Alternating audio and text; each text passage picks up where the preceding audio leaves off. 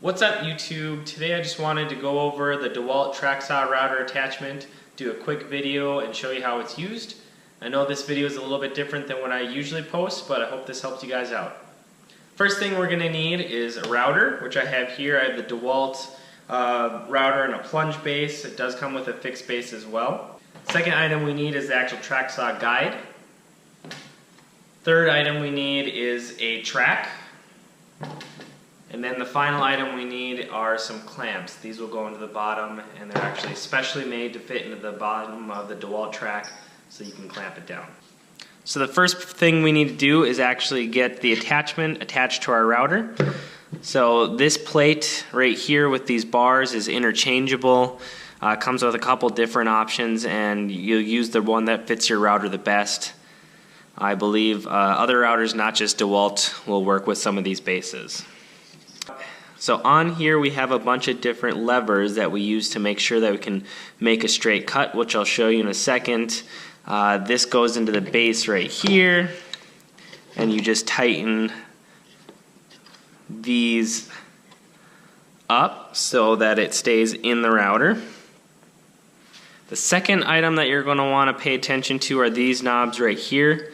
I have them tightened right now to fit my track, but essentially you're going to put this base on the track, and it's going to rock a little bit left and right.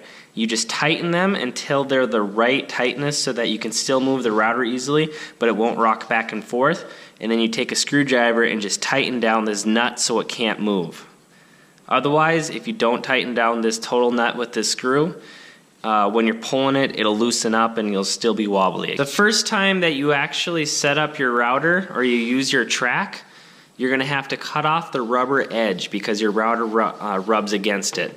There's one on each side of the track, and from what I understand, since these tracks were built for track saws that plunge, this actual saw is going to make the cut where it needs to on the rubber. However, since we're using a router and it's offset about 3 inches, all you do is take your razor and just trim off the extra rubber on one side. The next step is to set my track 3 1/8 inch away from the line. So you just use a ruler, set to 3 1/8 on both ends, and go back and double check. 3 1/8, 3 1/8. Now I'm going to take my special clamps, put them in the bottom of the track, and clamp down my piece.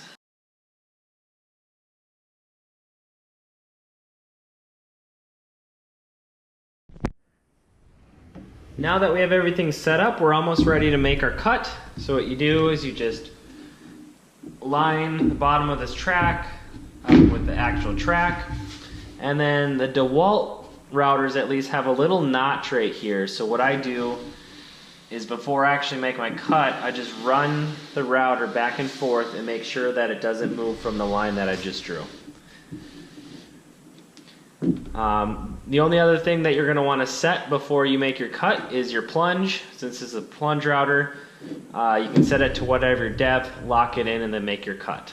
So let's make our cut.